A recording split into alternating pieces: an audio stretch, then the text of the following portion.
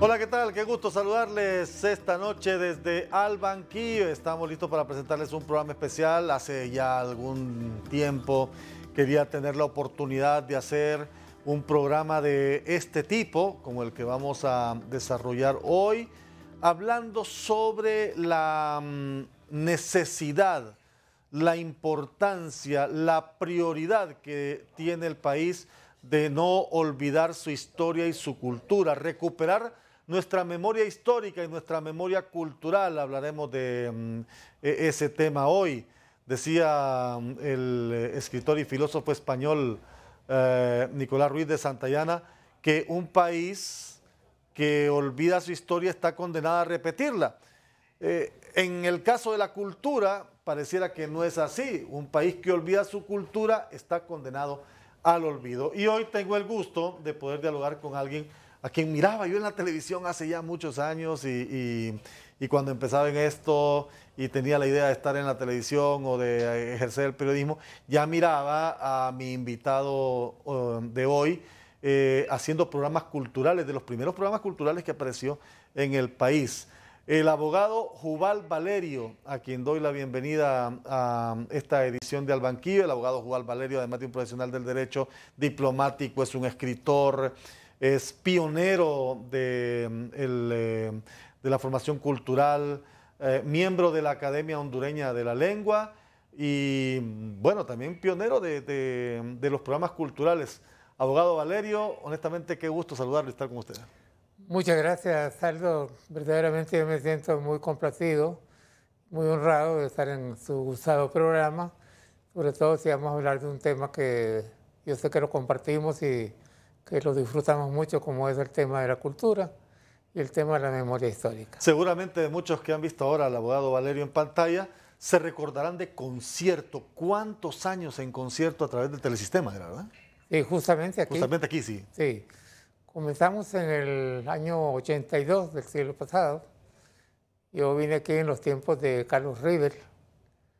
Estaban también en el equipo Joe Fernández y Tony Lowe, que era el que hacía la promoción del programa, y Carlos River me confió la dirección del programa Concierto, que se transmitía 1 hora semanal con las obras y los intérpretes de la música de los grandes maestros y con algunos comentarios orientadores para que la gente pudiera comenzar a, perdón, a disfrutar, a apreciar la música. De los primeros programas culturales que se vio en la televisión, ¿verdad? Duró casi 25 años. 25 años, sí. Sí. ¿Se acuerda cuál fue el último programa?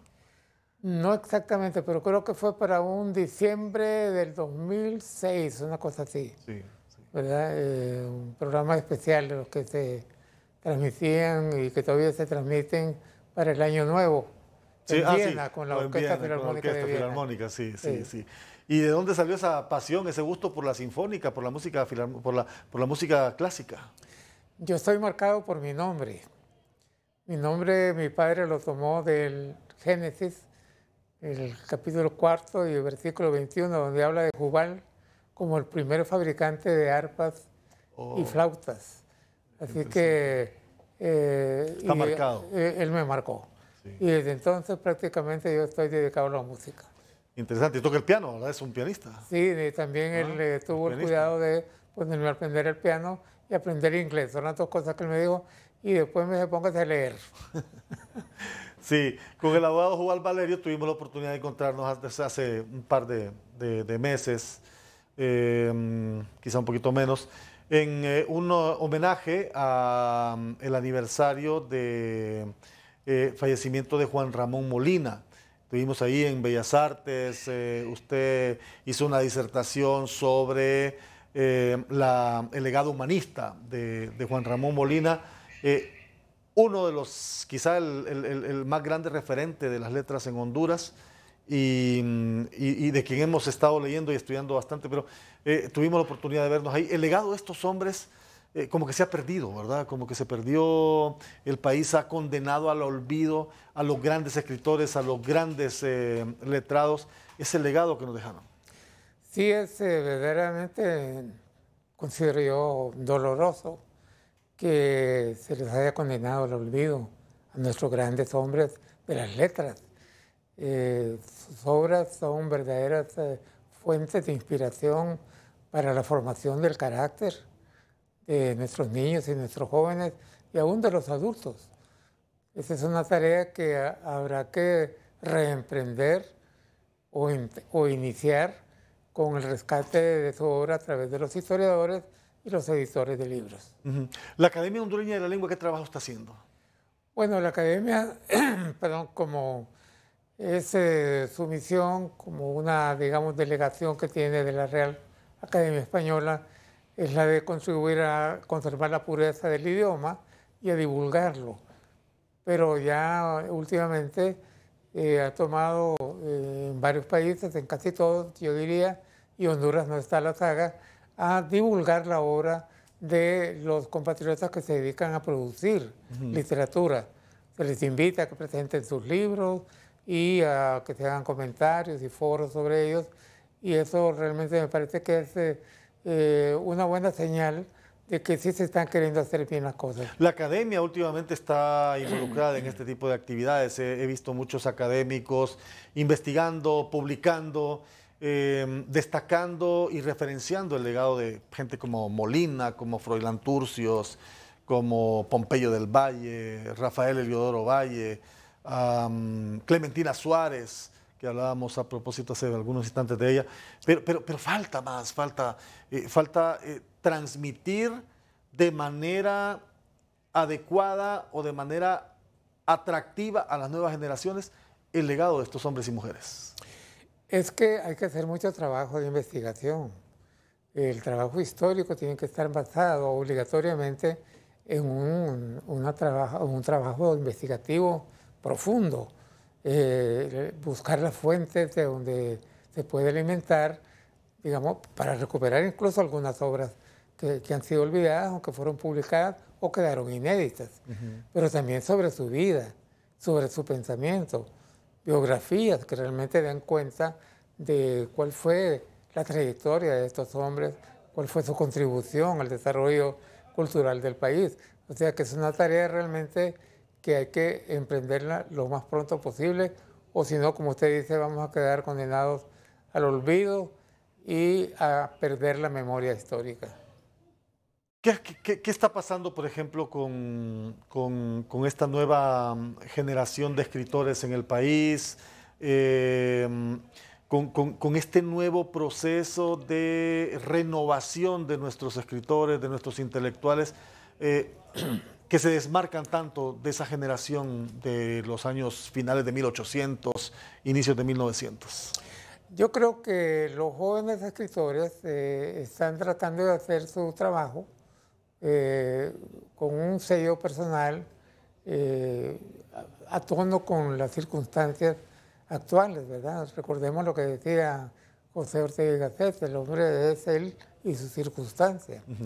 Pero eso no significa que no sepamos o no queramos entender que tenemos unas raíces, que nosotros no somos productos de la casualidad, somos productos de todo un trasfondo histórico y de alguna manera nuestros jóvenes escritores, los que se han propuesto hacerlo, han abrevado en las fuentes primarias de la literatura hondureña, lo cual me parece a mí muy importante porque veo ya ahora como un sentido tal vez de curiosidad por una parte, pero por la otra de enterarse realmente de quiénes fueron estas figuras y de qué manera pueden tomar inspiración en su producción literaria. ¿De qué manera la educación en el país está contribuyendo o ha permitido que este legado se vaya rezagando, que vaya al olvido? La verdad que no ha contribuido mucho. Si bien es cierto, existen en los programas de estudio las cátedras de literatura, de español, etcétera, y últimamente uno puede ver que los muchachos tienen que investigar, leer, hacer reseñas de obras literarias importantes.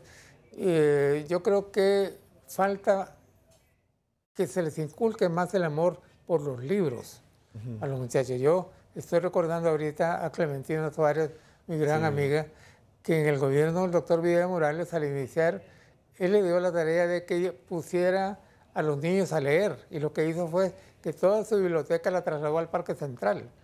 Y ahí tenía los libros para que los niños pudieran acercarse ahí, y ella los guiaba para que leyeran. Es una labor realmente muy altruista, pero eso debiera estar ocurriendo en las escuelas y en los colegios. Sí, abrir las bibliotecas de nuevo, porque ahora mucha gente dice que con la era del Internet, ¿para qué necesita bibliotecas? Me parece que no es un argumento tampoco muy de peso, pues. No, no lo es. En realidad es un instrumento que ayuda, que coopera a la investigación, ¿verdad? También da una cierta comodidad para que la gente no tenga que desplazarse, pero la gente debiera adquirir libros para tener su propia biblioteca en su casa o asistir a las bibliotecas en la medida que las circunstancias se vuelvan un poco más favorables, ¿verdad? Y en la medida que las bibliotecas realmente estén listas para atender a los lectores. Y ya le voy a contar y le voy a mostrar cuál es el estado de nuestra hemeroteca, de nuestra biblioteca, de la historia, cómo ha sido relegada al olvido y abandonada y en riesgo de perderse. Pero voy a hacer la pausa, estoy con el abogado Jubal Valerio. Recuperar la memoria histórica y cultural del país, aquí en Al Banquillo. Estamos de regreso en Al Banquillo, abandonamos un poco la temática informativa, el ajetreo de la noticia día a día y hoy estamos hablando de cultura, de historia, recuperando la memoria histórica del país, la memoria cultural es importante para no tener un país condenado al olvido, sus orígenes, sus principales figuras, su legado. Me hablaba de Clementina Suárez, creo que todavía no se le ha hecho justicia o el tiempo, si bien le ha hecho justicia en cuanto a su nombre a Clementina Suárez, tengo el libro, los retratos de Clementina Suárez y he leído un poco del retrato en el espejo también de Janet Gold. Clementina Suárez fue la intelectual hondureña más divulgada a nivel de rostro, ¿verdad? El rostro de Clementina Suárez fue pintado por grandes artistas, no solo nacionales, sino también extranjeros, ¿verdad? Sí, comenzando por su esposo, el pintor Vives de El Salvador, y después de otros países. Incluso hay un dibujo hecho por el pintor mexicano Diego Rivera, con quien fueron muy buenos amigos.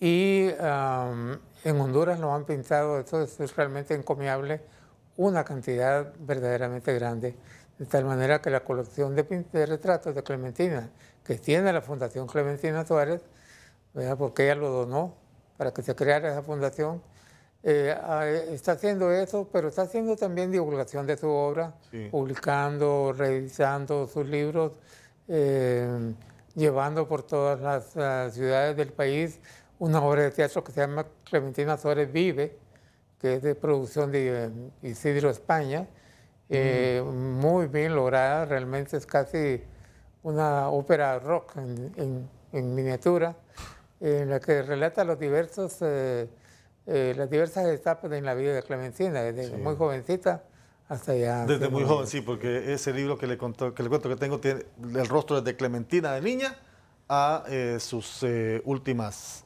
imágenes captadas a través del arte. Quiero mostrarle en pantalla y me dice un poquito, porque le voy a mostrar elementos históricos. Esta es una edición de la revista Ariel, de colección propia.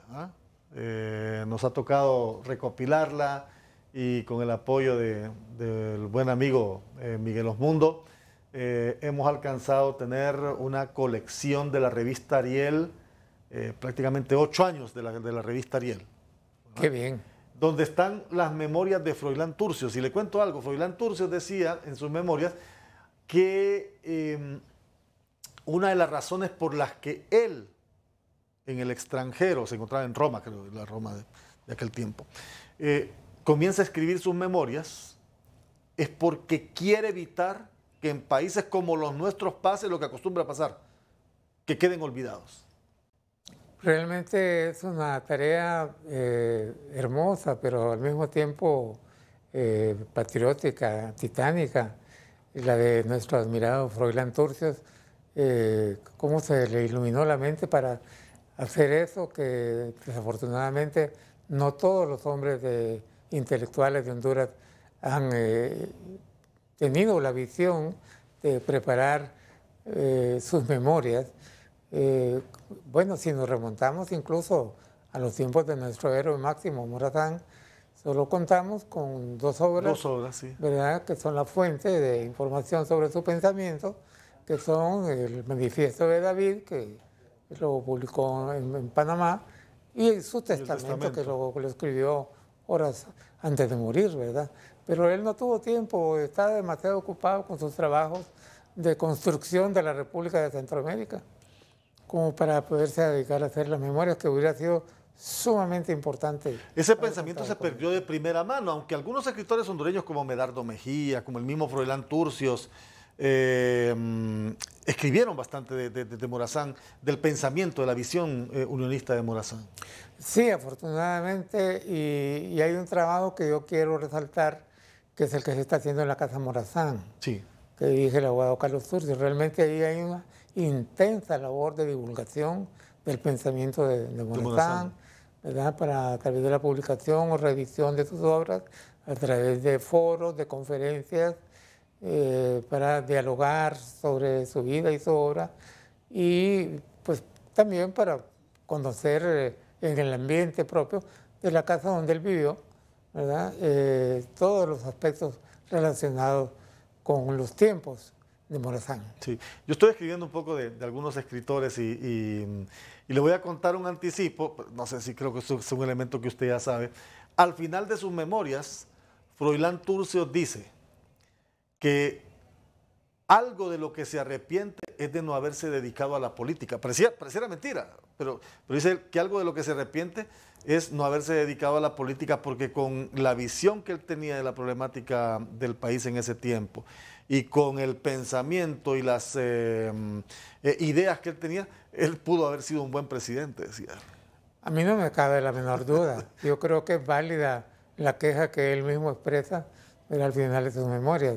Un hombre tan preparado, un hombre además con la vocación patriótica que tenía, ¿verdad?, que luchó por la independencia de Honduras, ¿verdad?, famosa su batallas, podríamos decir, sus jornadas cívicas, cuando Honduras fue invadida por tropas de la Marina norteamericana.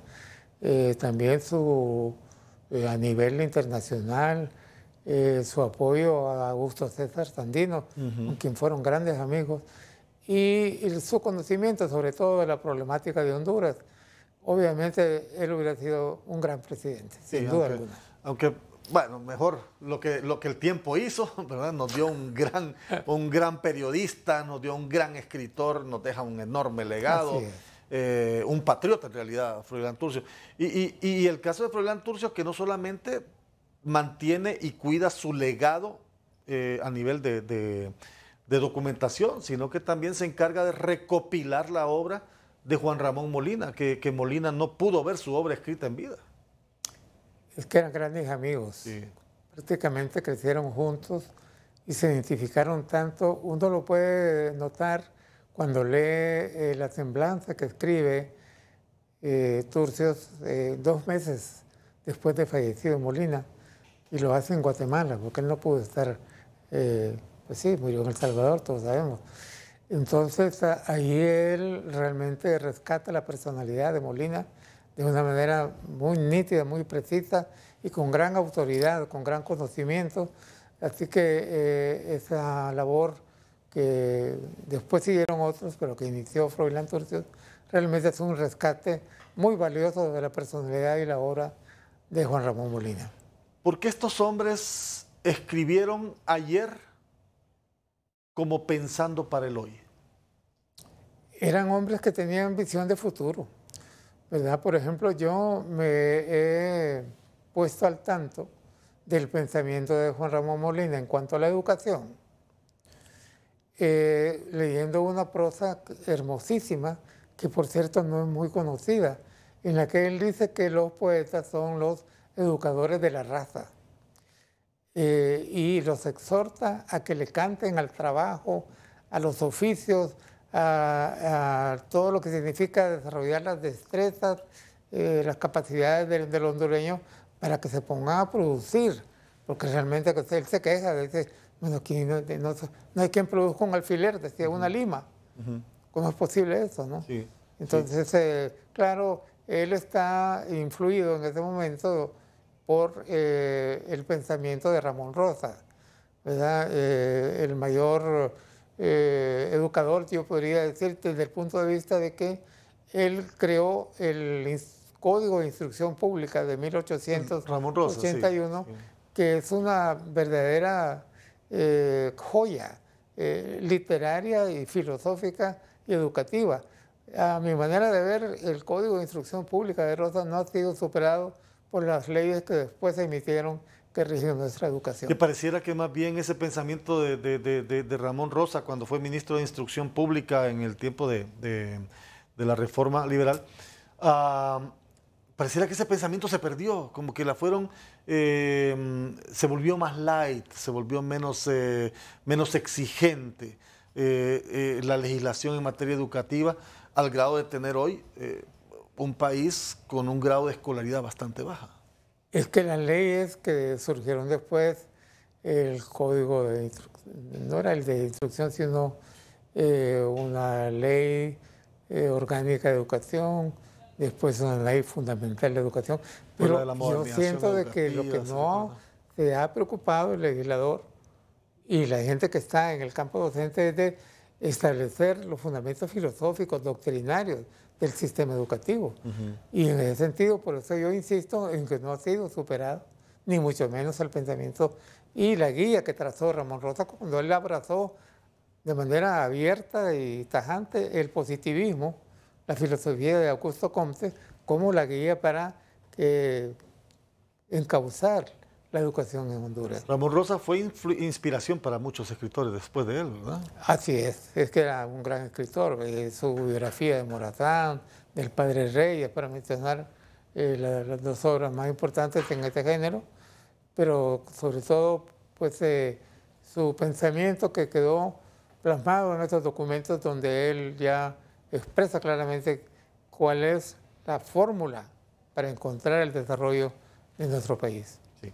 Voy a ir a una nueva pausa. Cuando regrese vamos a hablar un poco sobre este último elemento del que usted me hablaba, de esta necesidad de una verdadera transformación en la educación orientada a fortalecer el pensamiento, la cultura del pensamiento, a generar ideas, a pensar y a producir.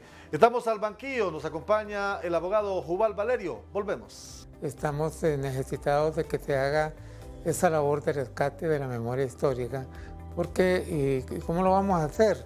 Investigando, publicando, historiando y poner en las manos de los niños y de los jóvenes los libros para que los lean y para que los discutan. De regreso en Al Banquillo por Telesistema Informativo, recuperar la memoria histórica y cultural del país. A eso nos hemos metido hoy aquí en Al Banquillo con el abogado Jubal Valerio. Abogado, es músico profesional, es un pianista. Tiene que de repente hacer un video un día haciendo un Facebook Live ejecutando el piano. Además es miembro de la Academia Hondureña de la Lengua y un historiador, es un escritor. Y bueno, yo, como hemos hablado mucho de Molina aquí en el programa y de otros escritores, pero particularmente de Molina, yo no me considero un moliniano como tal porque no me han adoptado, pero sí un estudioso y un apasionado lector de Molina. Así que yo quiero darle las gracias al amigo Rolando Catán. Don Rolando Catán me hizo llegar, ya se la mostré, ¿verdad? Sí. Ya usted la estuvo hojeando, la segunda edición original, ¿verdad? Una verdadera joya la que le regaló. Esta es una joya, sí. La obra de Molina, edición centenario. Y fíjense que le dije a Rolando que le iba a hacer honor a este regalo, así que gracias a don Rolando Catán por esta joya de documento. Molina, yo como he leído bastante de Juan Ramón Molina, hay un verso de Molina que se llama El dolor de pensar. Y decía Juan Ramón Molina en El dolor de pensar que el acto de pensar, ese esfuerzo psíquico por generar y producir ideas, es en realidad como un parto sumamente doloroso. Haciendo énfasis de que incluso grandes escritores para hacer 2 líneas pasaban horas y horas, porque pensar es difícil. Y yo creo que Molina no deja de tener razón cuando hoy todo lo queremos fácil. Hoy queremos todo lo fácil, queremos que el éxito llegue facilito, no queremos, nos vamos a la ley del mínimo esfuerzo, incluso a nivel del sector educativo. Totalmente cierto, y creo que en ese sentido es valioso el rescate que usted hace de ese hermoso poema, ¿verdad? Ese escrito de Juan Ramón Molina. Yo recuerdo a mi maestro de filosofía en la Facultad de Derecho, el licenciado Dante Gabriel Ramírez. Teníamos un libro de texto que no era necesariamente el que lo seguíamos al pie de la letra, porque él nos decía, miren, el tema es que hay que ponerse a pensar. ¿Verdad? Ustedes lean, pero piensen, mediten, traten de elaborar su propio pensamiento crítico sobre las cosas, ¿verdad? Claro. No esperen a que les den fórmulas o que simplemente van a repetir los pensamientos de los filósofos, que son importantes, pero el hombre está obligado a pensar para poder producir, para que su pensamiento se traduzca en obras, en trabajos literarios, científicos y de cualquier índole. Sí, el cerebro es una cosa maravillosa, sí. ¿Verdad? Nosotros en general la humanidad no lo sabe utilizar, y nosotros estamos obligados a romper con esa tradición de poco interés en desarrollar nuestra capacidad de pensar. Y es que el pensamiento crítico, que es una de las características que identifican hoy al profesional que el mundo globalizado requiere, está orientado a eso, a la lectura, a la formación en la lectura, pero también al análisis, ¿verdad? No quedarme solamente con lo que leo, sino al análisis, a la interpretación, a la aplicación de lo que aprendo. Es totalmente correcto. Por eso es que estamos necesitados de que se haga esa labor de rescate de la memoria histórica, porque ¿y cómo lo vamos a hacer?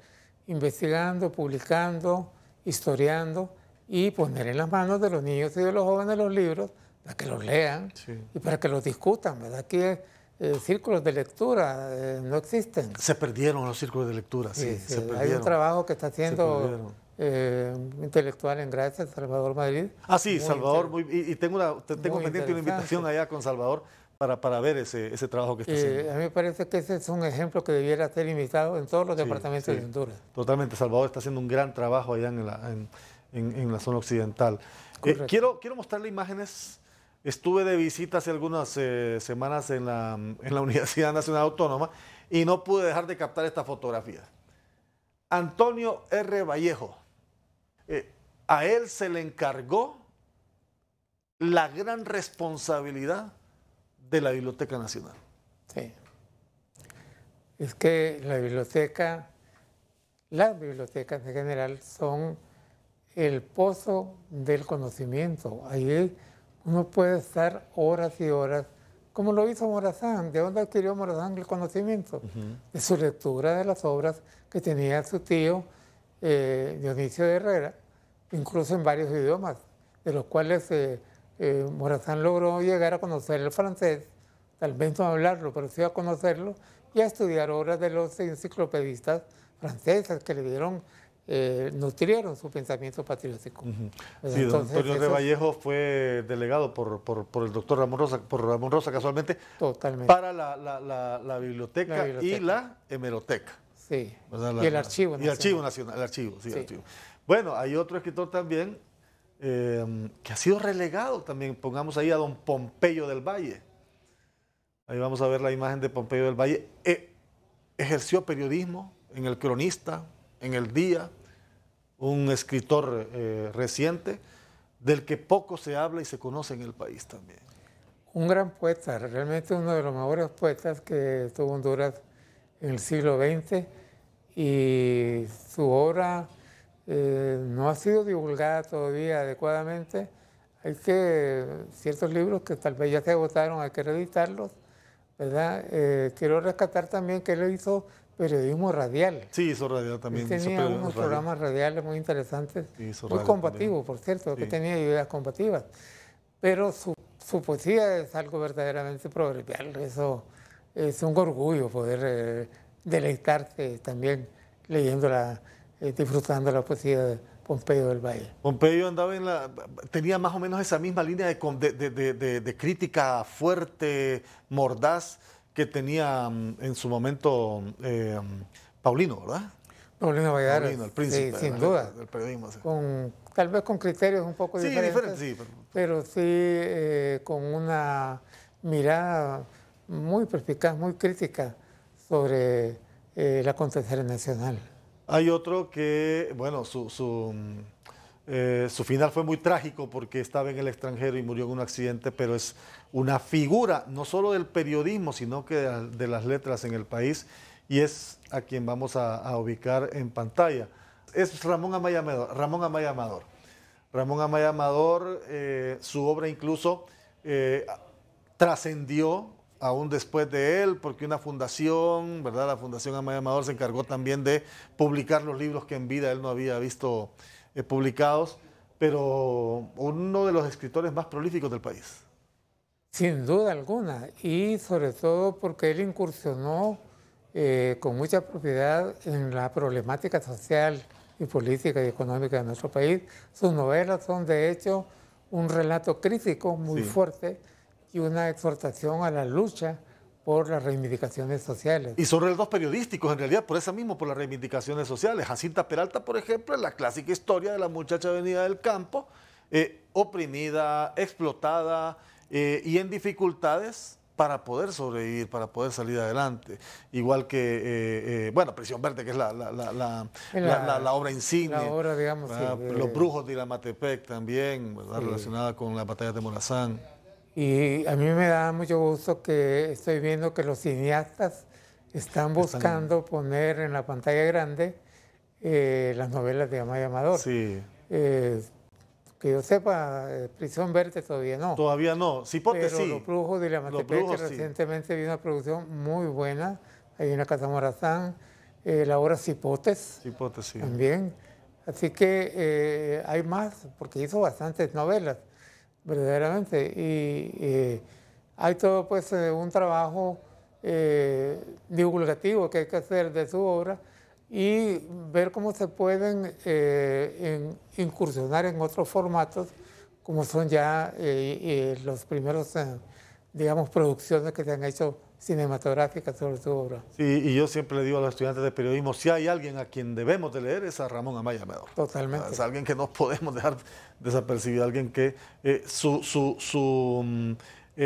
su visión es de periodista, ¿verdad? Y escribió como periodista, y algunos de esos son vivencias propias. Y finalmente quiero que me dé una opinión de a quien yo considero el último gran referente del periodismo, no solamente a nivel de ejercicio periodístico, sino también a nivel de academia, el profesor, el maestro Ventura Ramos. Creo que es el último gran referente de esa generación de periodistas, escritores que dejaron un gran legado. El profesor Ventura Ramos trabajó en la academia ya en los últimos años de su vida profesional y de repente le censuraron un artículo en un diario y dijo, ya no vuelvo a escribir. Él era un gran editorialista, realmente. Sí, los tremendo. editoriales de él en El Cronista eran algo verdaderamente y en tiempo. Verdaderas cátedras de civismo, de conocimiento de la realidad. Yo no puedo menos que coincidir con usted cuando usted lo señala como el último gran referente del periodismo. Sí. Yo tuve la dicha de ser amigo personal de él, trabajamos juntos, él estuvo conmigo en extensión universitaria, ajá, ¿verdad? En los primeros años de la década del 70 y juntos fundamos el periódico Presencia Universitaria. Sí, usted es fundador de Presencia Universitaria. Sí, y con él. Con Ventura Ramos. Y el poeta Roberto Sosa y Longino Becerra, con ellos cuatro. Sí, sí. Y ahí está Presencia todavía. Solo figuras. Ahora solo figuras, con una versión digital muy interesante. Sí, y se mantiene, y qué bueno que mantienen eso. Se me había olvidado, se me había pasado por alto, lo iba a hacer en el siguiente bloque, referenciar que en efecto el abogado Juan Valerio es de los fundadores de Presencia Universitaria. Y bueno, he platicado con con la hija del profesor Ventura Ramos, ¿verdad? Con María Eugenia, y ella me facilitó un texto donde están la recopilación de los editoriales, por lo menos de una buena parte de los editoriales del profesor Ventura Ramos, y leerlo sobre educación, es decir, ¿qué nos ha pasado? Editoriales de 1975, 76, 77, planteando una realidad educativa que hoy nos está haciendo mucho daño. Es que él era maestro. Yo recuerdo que cuando yo era niño, él visitaba a mi padre, porque eran colegas maestros, ¿verdad? O sea, que ellos conocían el tema educativo a profundidad, con la ventaja para él, pues, de que con su capacidad de periodista podía abordar esos temas y publicarlos para que fueran como aldabonazos a la conciencia nacional sobre el rumbo y la importancia que se le debe conceder a la educación. La universidad, bueno, las universidades en realidad, porque creo que es una responsabilidad también de la academia en general, la academia pública y la academia privada, no dejar que ese legado se pierda, por el contrario, lo que decía usted, fortalecer a través de fundaciones, a través de ediciones especiales, a través de conversatorios, ahora los webinars que son importantes para llegar a gran cantidad de gente, para masificar público, procurar que nuestros gobernantes tomen en cuenta ese pensamiento, porque fue un pensamiento que surgió en una realidad económica y social del país bastante compleja. Por ejemplo, yo leo a Álvaro Contreras, por ejemplo, escribiendo ayer pensando para hoy. Leo a Paulino y Paulino incluso decía, pobrecitos los hondureños, decía Paulino Valladares. Su capacidad intelectual y su memoria histórica está como a la distancia de esto. De una pulgada. De una pulgada. Sí. Pensando en función del mundo que se nos venía. Visionarios, hombres visionarios. Por eso es que tenemos que rescatar su pensamiento, porque está vigente todavía. Muchas de las cosas que ellos creían que se podían hacer realidad en sus tiempos, es una deuda que todavía la tenemos y que tenemos que ver cómo la saldamos. Sí. Voy a la pausa. Mucha riqueza de conocimiento y mucha riqueza de aportes nos está ofreciendo en este momento el abogado Jubal Valerio aquí en Al Banquillo. Con la Lotería Chica o Menor de Honduras puedes ganar más de 8 millones de lempiras todos los domingos. Con tan solo 16 lempiras ganas 1000 lempiras por billete y con el número al revés ganas 100 lempiras. Además, si aciertas a la serie del número favorecido, te llevas 50,000 lempiras más. Y para el número de revés, 3 series, una de 30,000 y 2 de 20,000 lempiras. Con la Lotería Nacional, ganas tú, gana Honduras. Es importante, ya que estamos hablando de rescatar la memoria histórica, rescatar las hemerotecas, porque ahí está justamente una valiosísima fuente para ese propósito.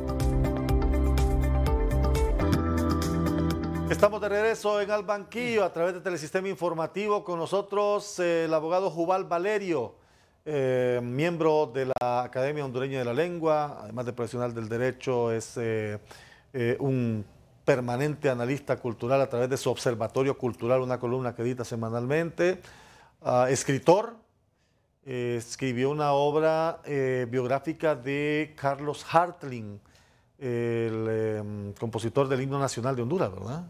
El autor de la música. Sí, así es, fue publicada en 1994, ya se agotó, vamos a tener estamos preparando la reedición con algunos pequeños agregados. Era necesario, había muchas dudas respecto de ciertos aspectos de su vida, inclusive de su niñez, puesto que él se vino para Honduras ya como a la edad de 28 años, algo así. Él nació en un pueblito ubicado en el mero corazón de Alemania, en el estado de Turingia, y el pueblito se llama Schiltigheim. Costó dar con él y a mí me invitó el gobierno alemán a hacer una gira cultural y se orientó en la medida de lo posible a los lugares que estaban relacionados con él. Dimos con su lugar natal, dimos con su partida de nacimiento, pudimos averiguar muchas cosas interesantes. Realmente Hartling vino a hacer una gran labor Yo sostengo que ese himno que nosotros tenemos es verdaderamente muy hermoso, que no lo sabemos cantar, es otra historia. Sí, que no ¿verdad? y que no lo sabemos completo también. Sí, así es. Pero además de eso, él fundó la Banda de los Supremos Poderes, sí, que era como decir la Orquesta Sinfónica de aquel entonces en Honduras, ¿verdad? Hizo una enorme labor con eso porque a través de ello él creó una forma de llevar la cultura musical a la población hondureña. Sí. Bueno, y esta documentación que a menudo hacen hombres como usted, como Mario Argueta, Juan Ramón Martínez, Segisfredo Infante, son figuras que han mantenido ese legado, han procurado ir manteniendo ese legado y darle a la nueva generación, o por lo menos a quienes están abiertos a ese conocimiento, a aportar el mismo. Quiero, porque hace algunas semanas también le conté que me di a la tarea de ir a buscar algunos artículos o escritos periodísticos de inicios del siglo pasado, a manera de documentación, y me encontré con estas imágenes que están ahí y que voy a presentarle. La Hemeroteca Nacional prácticamente condenada al olvido. Toda la historia del país condenada al olvido. Mire cómo está eso. Nuestra hemeroteca. Caramba. Mire. Lamentable. ¿Cómo recupera un país su memoria histórica cuando tiene eso en riesgo? Es casi imposible. Realmente es un crimen verdaderamente contra la memoria histórica de nuestro país que haya ocurrido no solo el abandono, la destrucción prácticamente de la hemeroteca, en las publicaciones de los diarios y los demás digamos, órganos de divulgación periodísticos, relataba el acontecer del país. ¿Y dónde está? Sea por las noticias, sea por los acontecimientos relatados, por los editoriales incluso. Sí. En fin, los periódicos son los que nos mantienen al día sobre el acontecer y sobre lo que aconteció.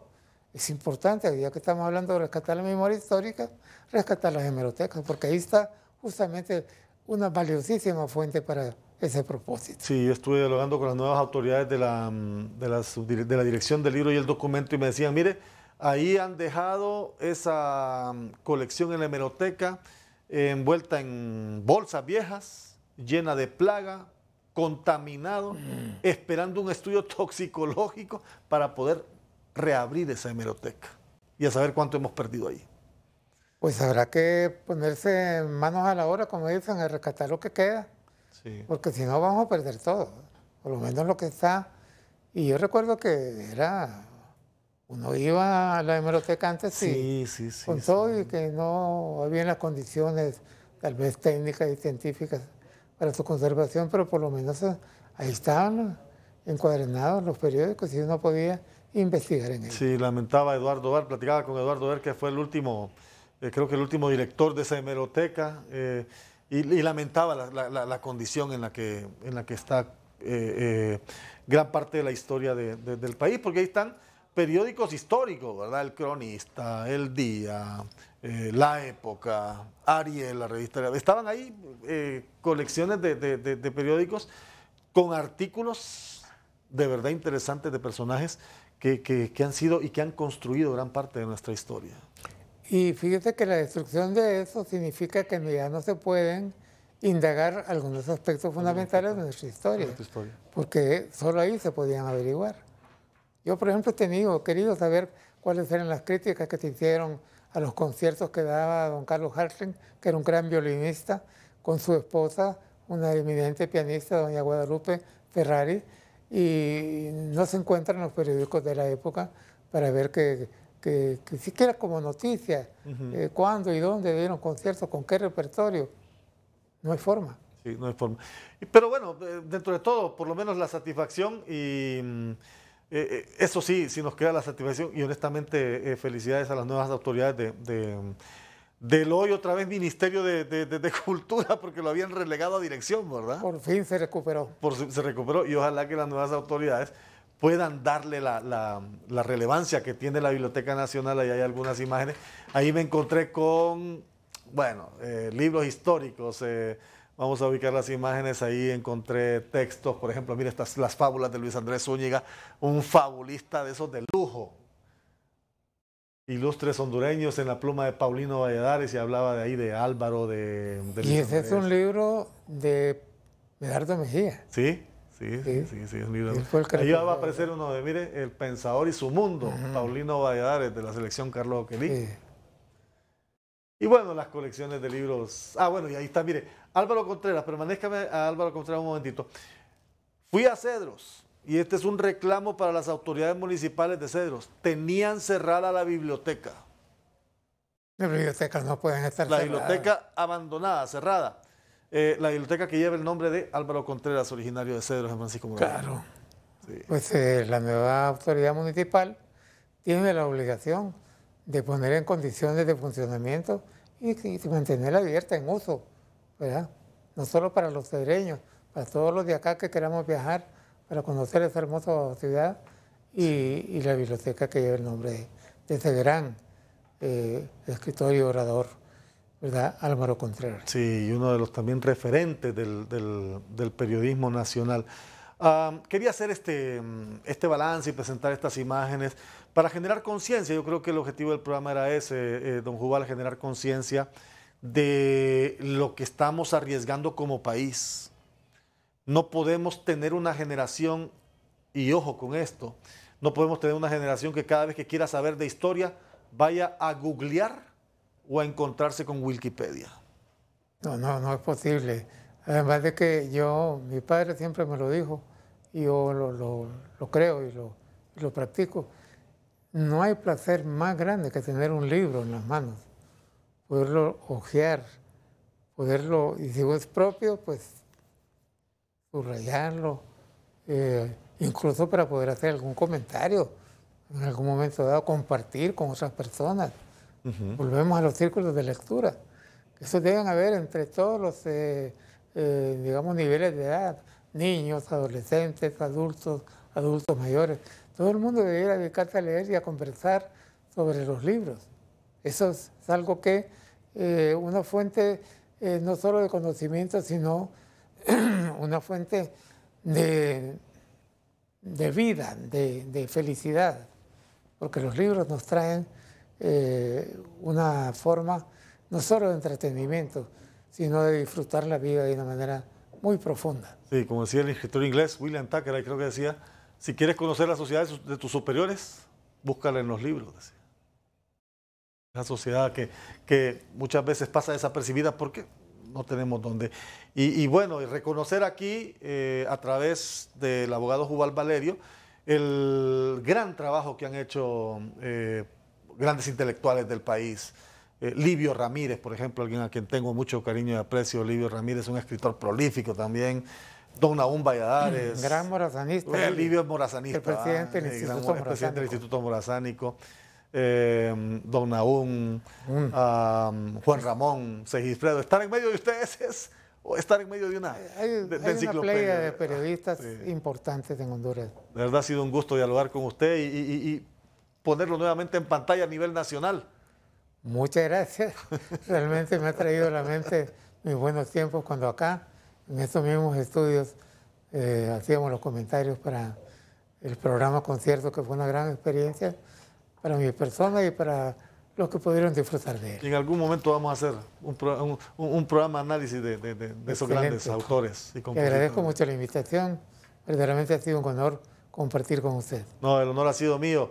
Abogado Jubal Valerio, hemos hablado hoy en Al Banquillo sobre la recuperación de la memoria histórica y cultural de nuestro país. Nos encontramos en la próxima.